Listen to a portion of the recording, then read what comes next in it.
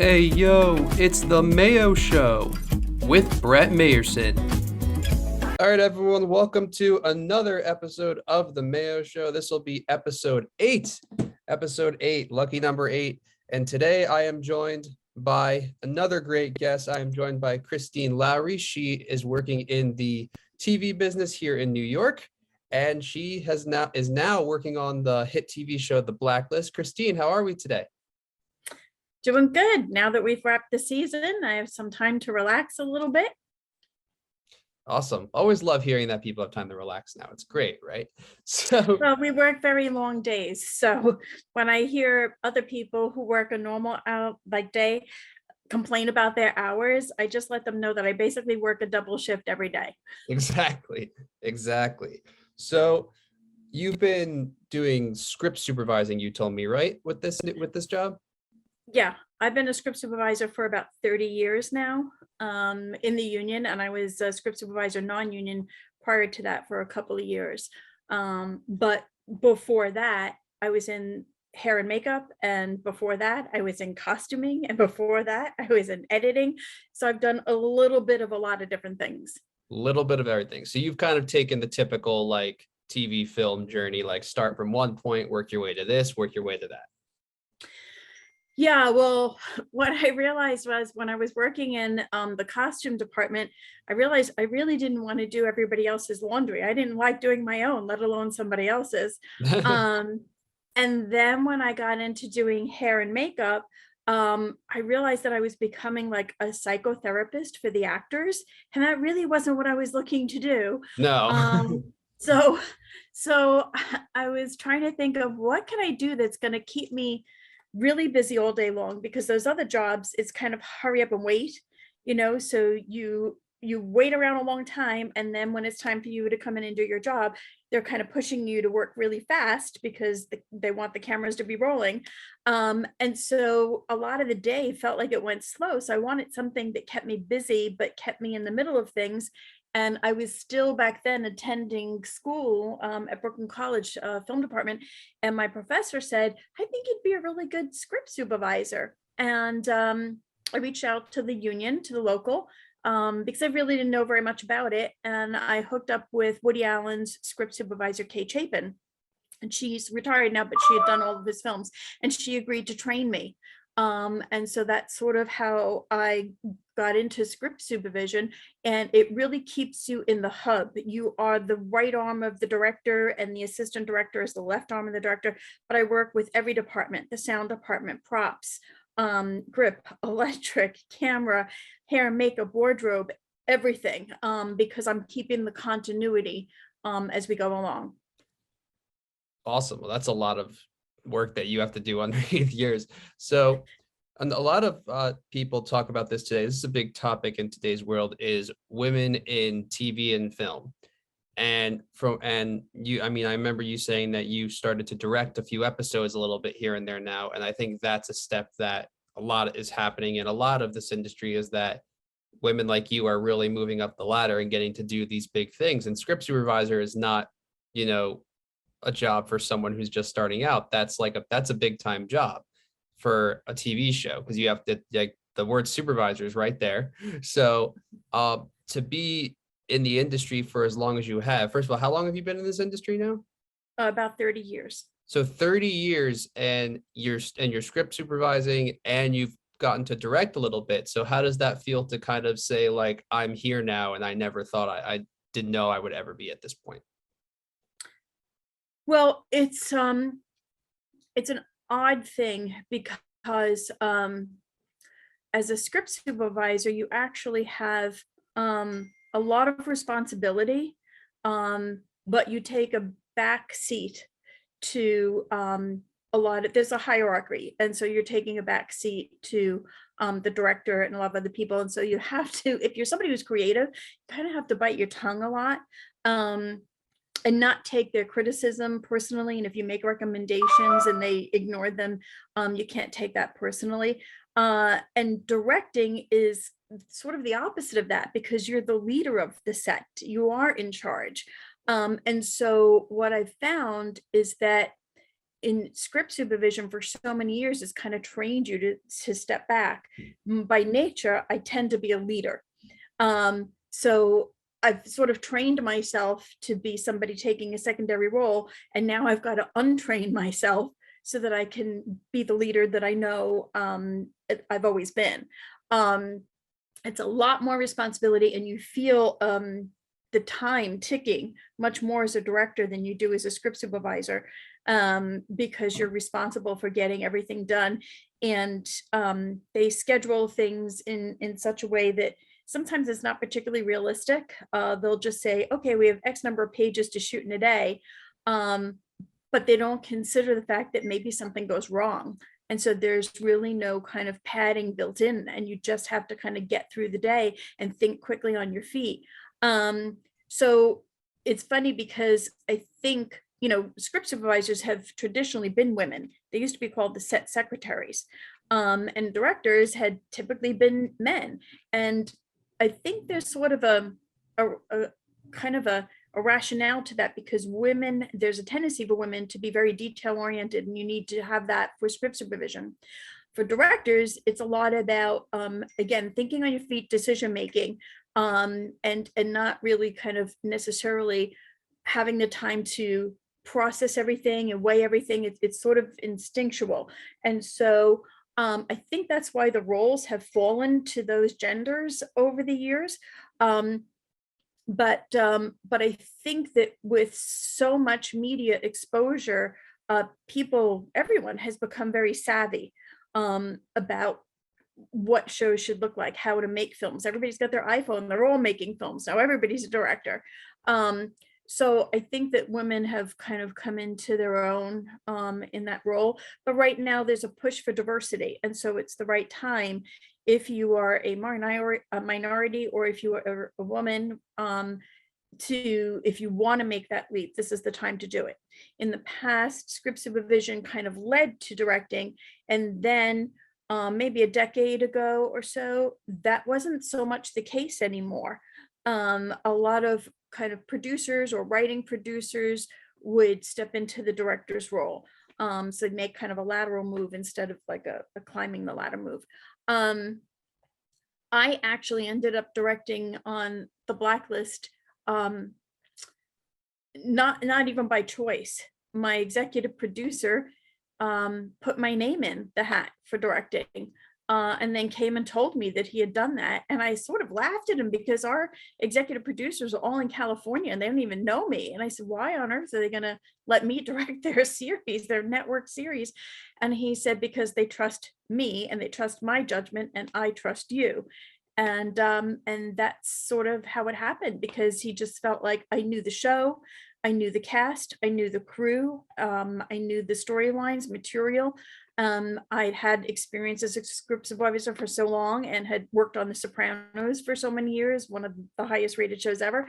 And so he just felt, in order to meet that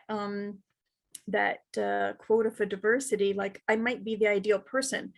They did have a couple of other female directors, but they were independent film directors who weren't used to shooting with 3 cameras. Whereas I've been on their show. This was season 4 is when I first directed for them. And so I had 3 seasons under my belt of shooting with 3 cameras. And 3 cameras is a challenge, because there's always trying to avoid that 3rd camera seeing either of the other 2 cameras. So there's a way of doing it and still getting good shots.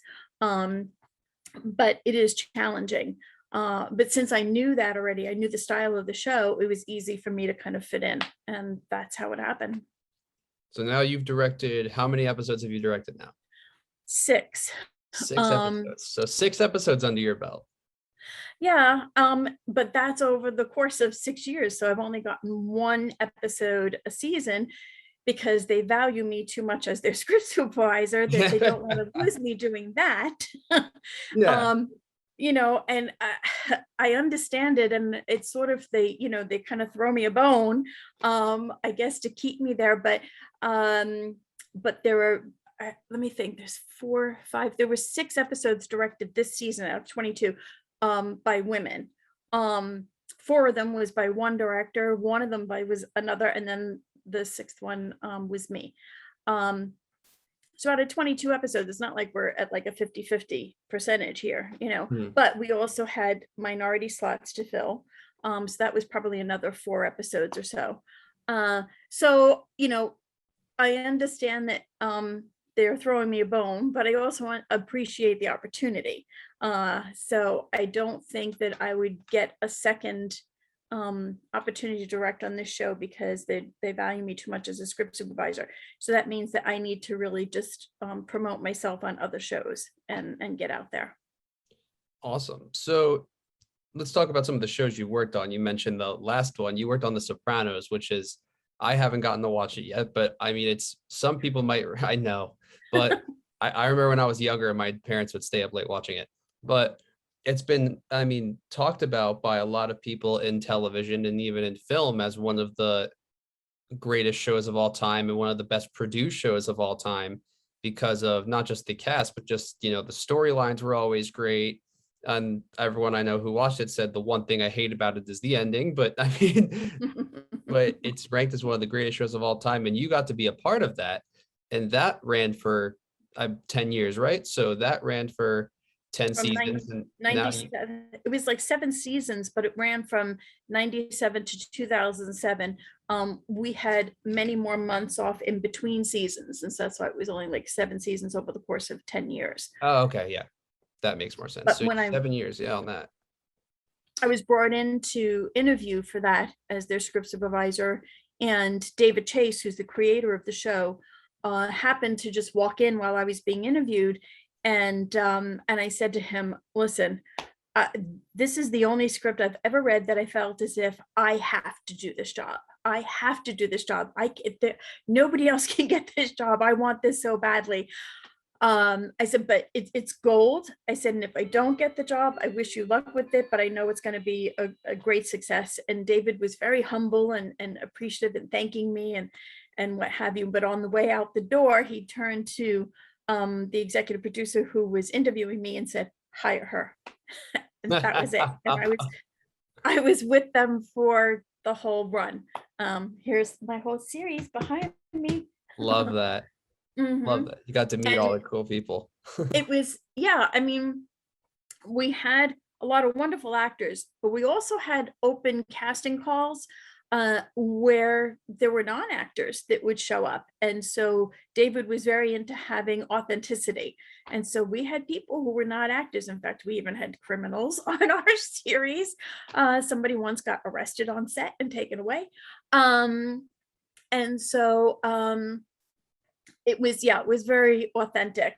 But it was so well written that when we would have an hour-long lunch, because when the scripts would come out, because they would do a cast read through.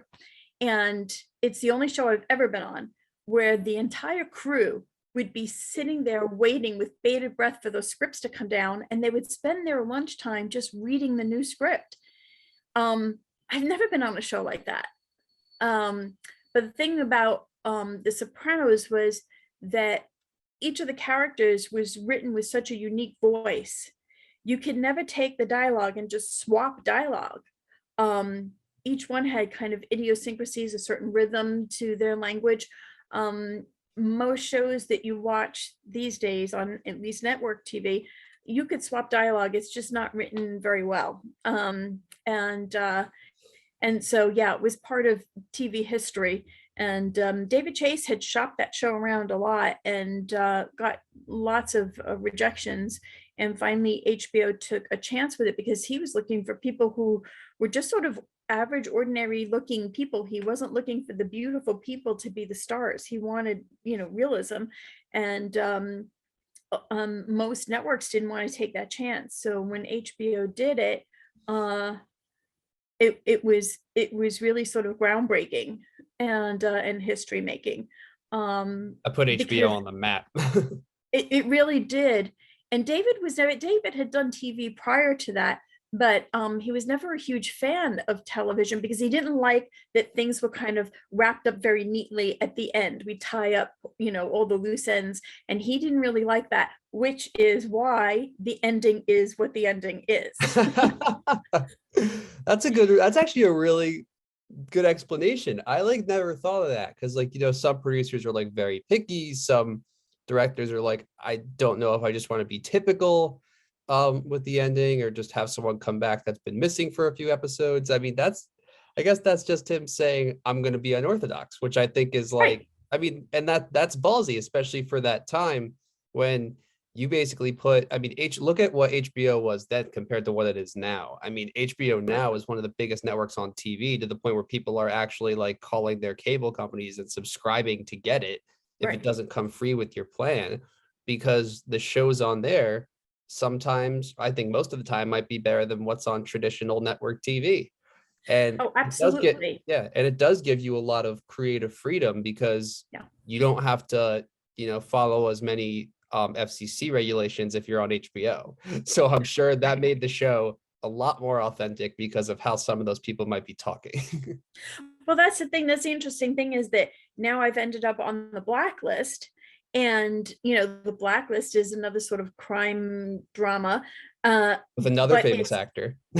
right, right. Another James. So I had James Spader now and James Gandolfini then, both terrific actors. Um, but we have to be clean on NBC. And so that's sort of a challenge. But the one thing about the Blacklist is that it's sort of a comic book come to life. Um, and so although we try to kind of steep it in reality, there is that sort of comic book feel to it. And so I think it's easier to accept the fact that we don't have the realistic dialogue that you would find in The Sopranos. Mhm. Yeah, I mean, that's something that a lot of people don't realize is that they're like, why is this show on HBO and why are they talking so dirty like that? I'm like, it's because that's what it's most likely like in that real environment. And those producers want to make it authentic because they don't want to just be totally like that some people might say like made for kids instead on a network like NBC or CBS. Not to knock those networks because they have made some really good television over the years, Oh, but sure. you can't do as much with that. So you've worked Well, with two of the have, greatest actors though, with who are in those crime shows though. You've had Gandolfini and Spader. So mhm. what's that been like over your career? Well, it's funny, I guess.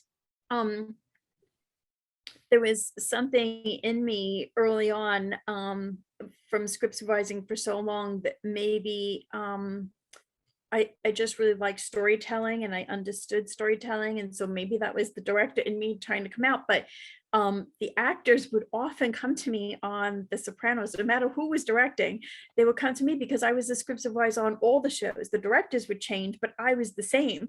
And so they trusted me and they would come to me and they would ask me to critique their performance. They would kind of go on the sly and ask me. And even sometimes they didn't understand the material, and so they would come to me and say, what does this joke mean? I'm not even getting this. What can you explain this to me? And so I would, kind of give or there'd be new directors coming in, and I would have to sort of, if they didn't do their homework, I would have to kind of fill them in on the storylines and stuff. And sometimes they would be directing a performance and I would just kind of like tap my nose to let them know that sucked. That's not how this character behaves. And then we would have a little powwow on the side, and then they would go and redirect the actors. And Jim Gandolfini was a method actor. And so like if He's always he in the one character. time he was yeah, when he was well, also but when he was in the hospital bed and he was supposed to be in pain, he had the prop department make a mini bed of nails to put under him that he was laying on so that he'd really actually be in pain. Oh my Um, God. yeah, so again, method acting is you just want everything to be real. And so the other thing was he liked things to be fresh. And so typically, if there were phone conversations, I would be the off-screen person feeding him the other character's lines while we shoot him.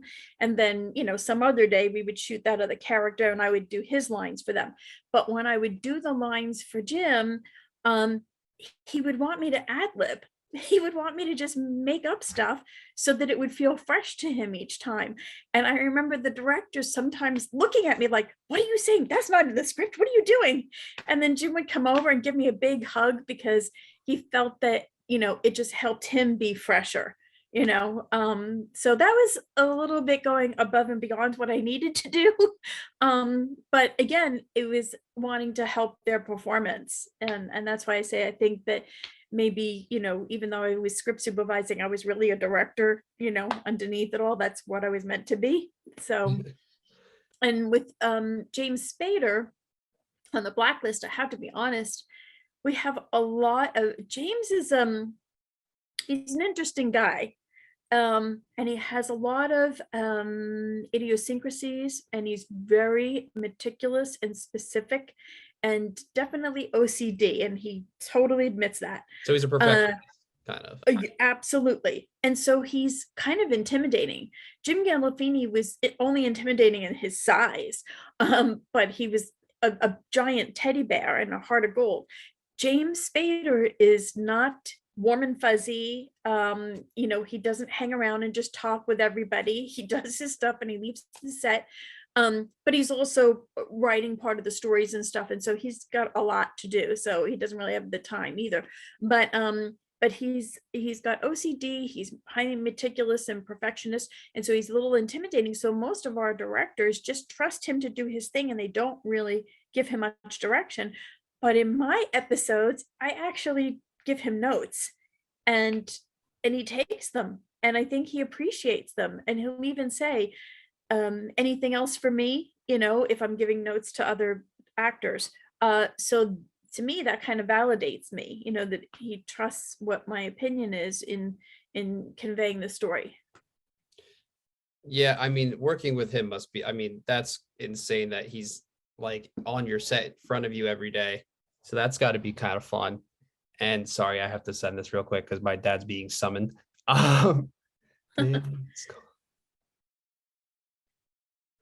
There we go. So, I mean, he's a perfectionist. So obviously, every actor's different. So, I mean, is that something that you've kind of had to adjust to over your career, saying like not everyone's going to be the same? Obviously, you've probably worked on other stuff even before, or The Sopranos, and like in between that and The Blacklist.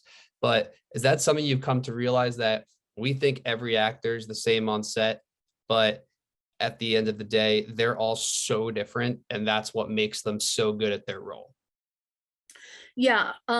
You, even as a script supervisor, I would have to find a different approach if I had to go up and give corrections and notes to each of the actors.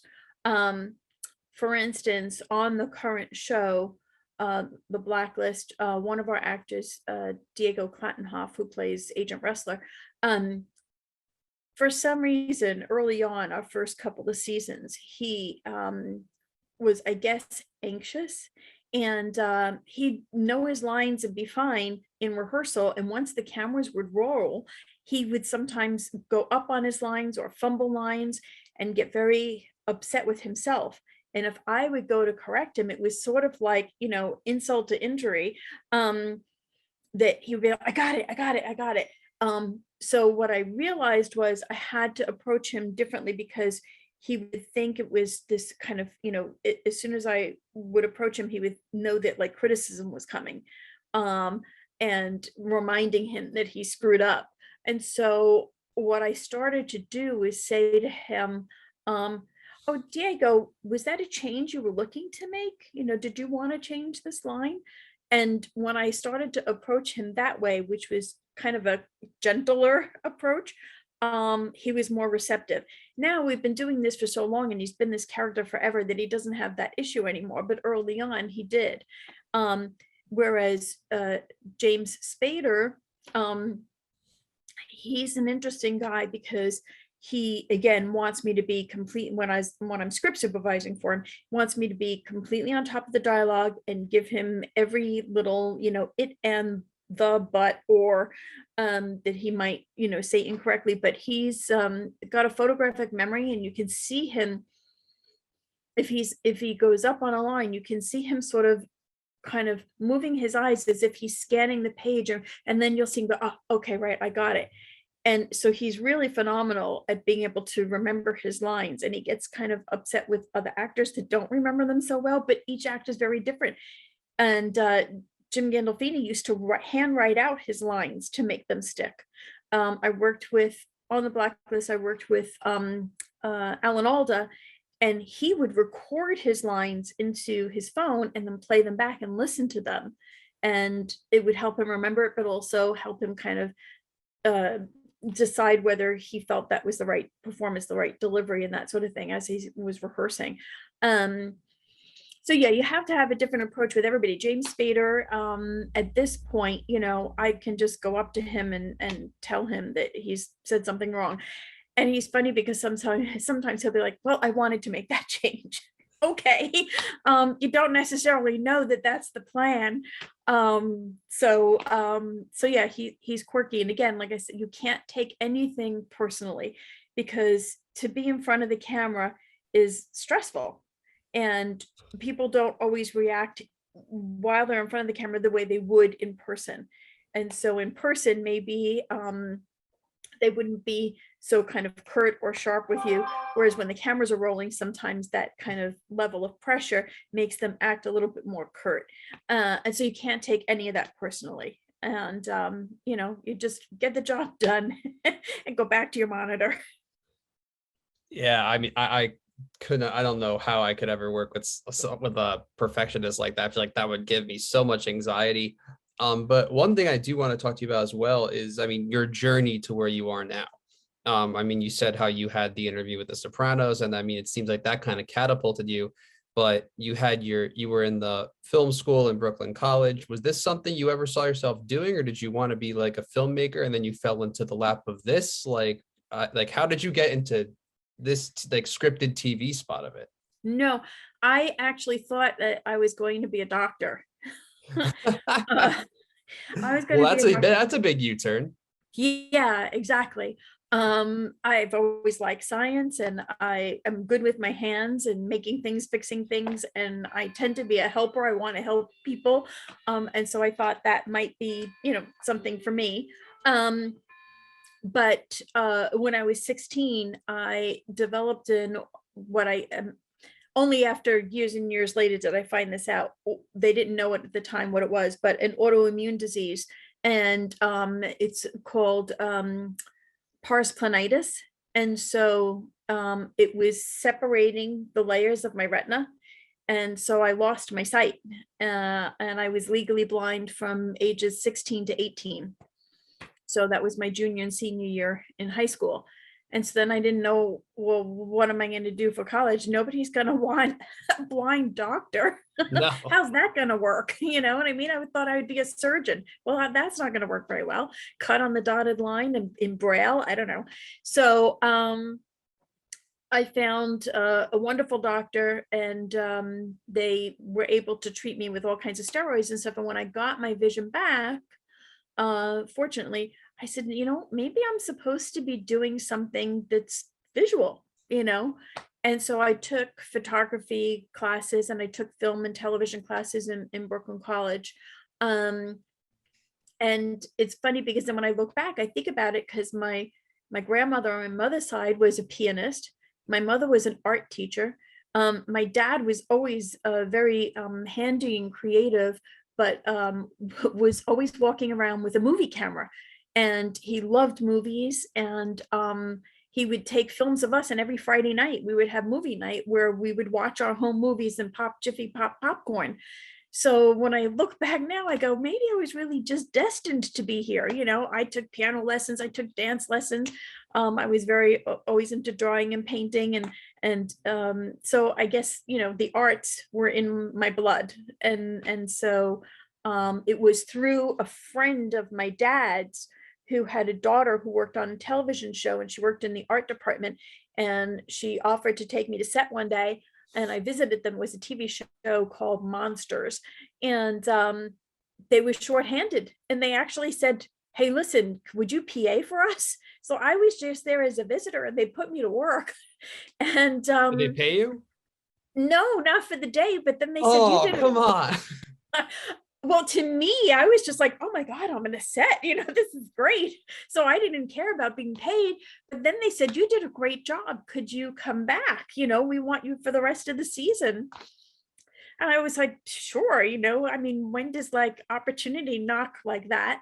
And I said, but if I'm going to do that, can I be in a department? Can I go and run the errands? But can I actually be in a department so I can learn something?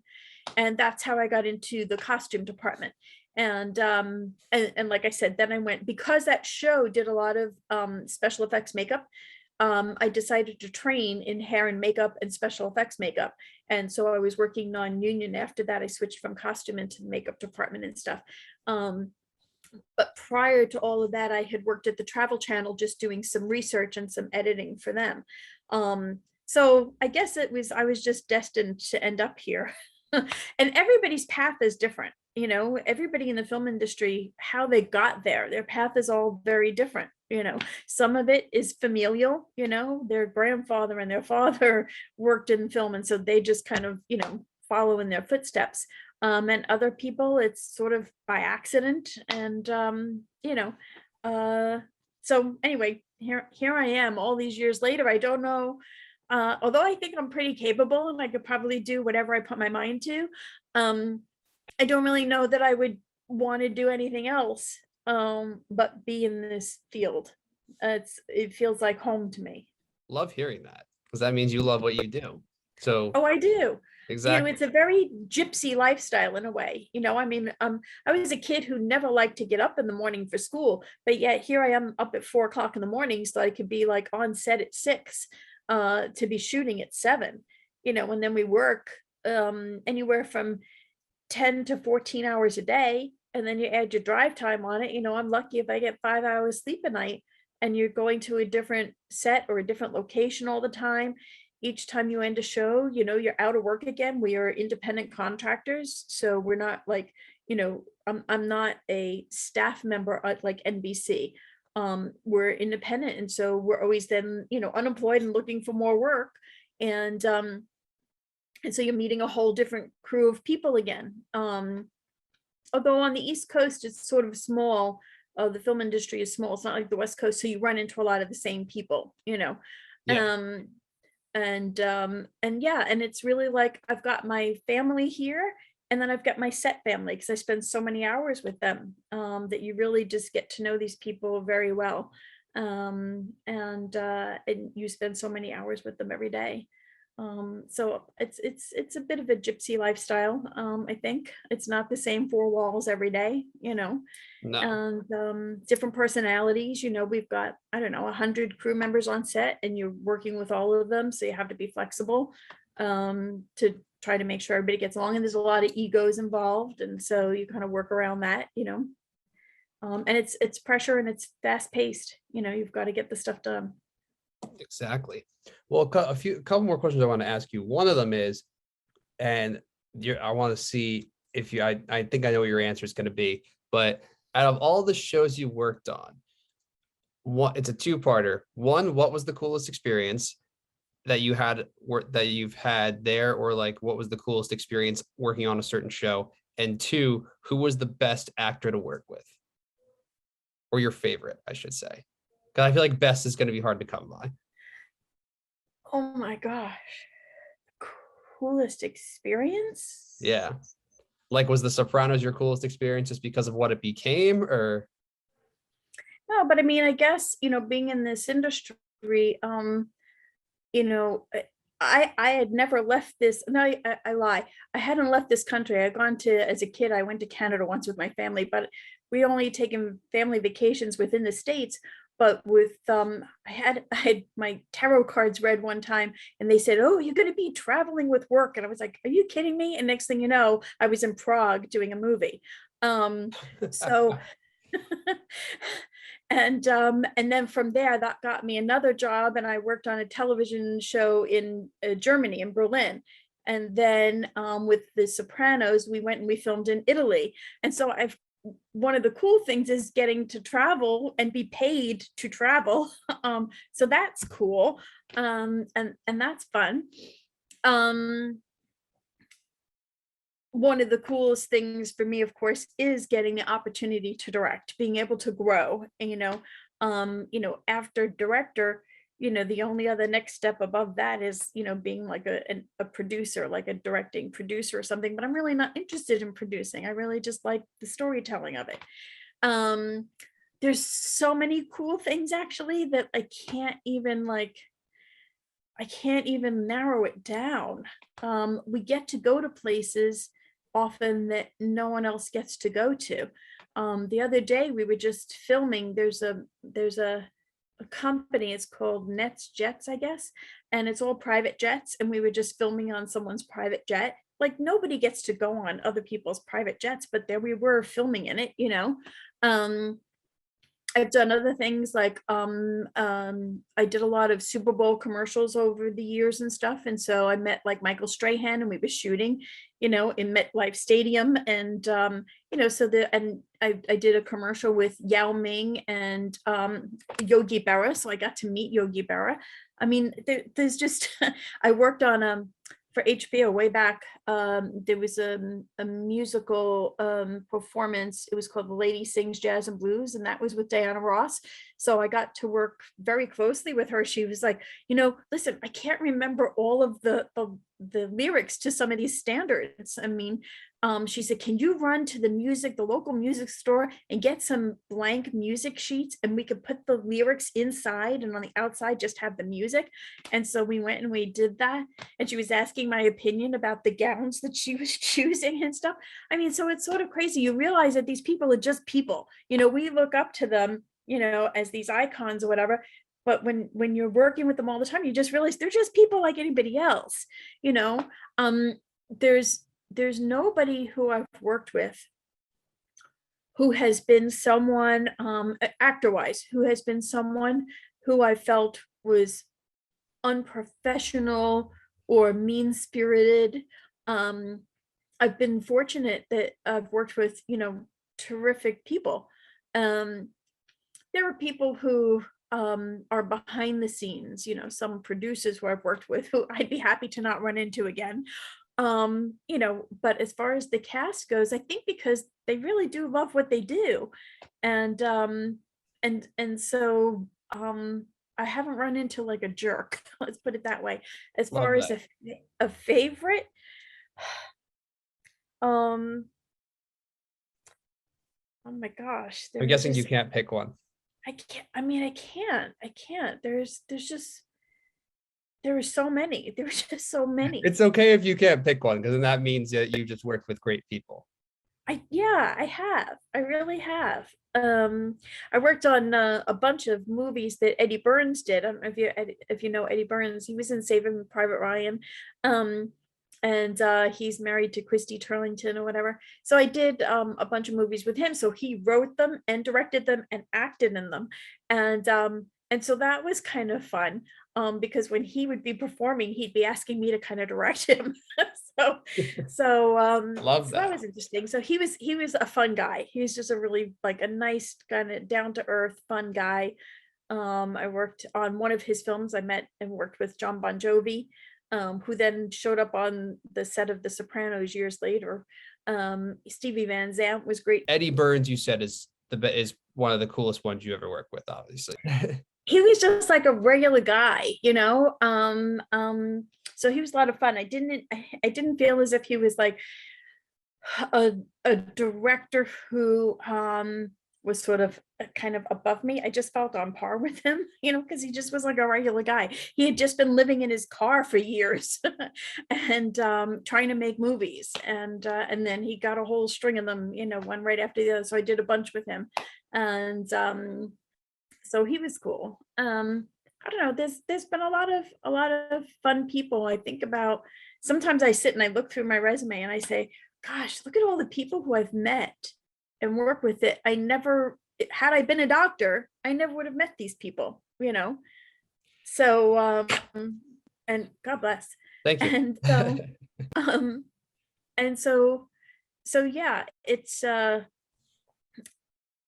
interesting to feel as if like, wow, I'm in the same time and place as all of these people who, so many look up to, and here we are just, standing in the crafty line together. It's a little surreal sometimes. It's a little surreal. I bet. And the one question I wanted to ask you to close everything out was, being a woman in the industry, and a script supervisor, you explain what you did. You just make sure everyone gets their lines right, from what I could tell, to every minute detail. And you've directed. For anyone who's trying to be like you, because there are tons of girls trying to be like you in college right now, whether they're studying this or whether they're just trying to break in. What do you have to say to those people? Because a lot of people are like, I don't know if I'm ever going to make it, because obviously the male candidates might be favored. So what? But look at where you ended up. So Well, I mean, right now is the time, because there is such a push for diversity. This is the time to do it. But not only that, you have to remember, when I was coming up so many years ago, we were shooting film stock, where you had to get it processed and you had to go and like sit on a steam deck and do your editing and stuff. Now you've got everything computerized. It's on the Avid. You've got cameras that are accessible to anybody. Your cell phone has cameras now that are recording at 4K, and so there's no excuse to not go out there and be a creator if that's what you want to do. And what I would say is, so many times I see younger people come into set, and they'll be a production assistant, they'll be a PA, and they want to learn different things, and they want to maybe kind of work their way up. And what I tell them is, there's no time like the present. Cut to the chase, do what you want to do. Because when I think about it now, if I had done that, I would be so much further along in my career right now. So it's one thing to PA, and if you're going to do that, what I was smart to do early on was to say, I want to be in a department. I don't want to just be the gopher for the coffee and standing at a door calling lockup and stuff. And so if somebody's going to PA, I would say, make sure you get in a department and that you learn everything you can, and talk to all the other departments and learn everything you can, and do that as quickly as possible, so you can kind of sort out where you want to go, and then just start doing that. It's very much like other people I see being stand-ins or being extras, and they really want to be actors. And what I say to them is, then go and act. Don't spend your time being an extra when you really want to do is act. You have to sometimes deal without things, without enough money, and without things, material things and everything, to be able to get where you want to go sooner. Otherwise you just delay it, because you've got bills coming in, you've got to pay them and that sort of thing. And so you're going to be an extra. Same thing with any crew member. The younger you are, particularly if you're somebody who's in college, maybe you're just coming out of college, you're still living at home, like you'll never have it so good anymore. Eventually all those expenses and stuff fall on you. So while you don't have that expense, like, just cut to the chase, learn what you can as fast as you can, and get out and start doing it. Don't wait to climb the ladder. Just make it happen. The sooner the better. And this is the time to do it. Everything's so at your disposal, and so inexpensive compared to what it used to be a creator, and so many outlets. Take advantage of it. love hearing that.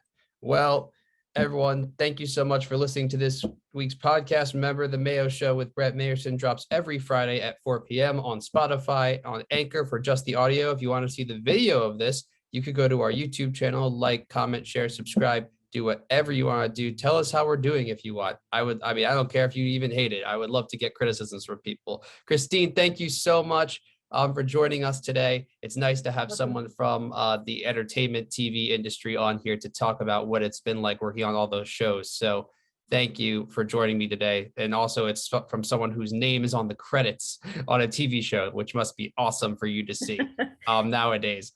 So thank you again so much for joining. I really appreciate it. And I'll let you know when this is out so you can take a listen and promote it. But everyone, thanks again for watching and listening this week.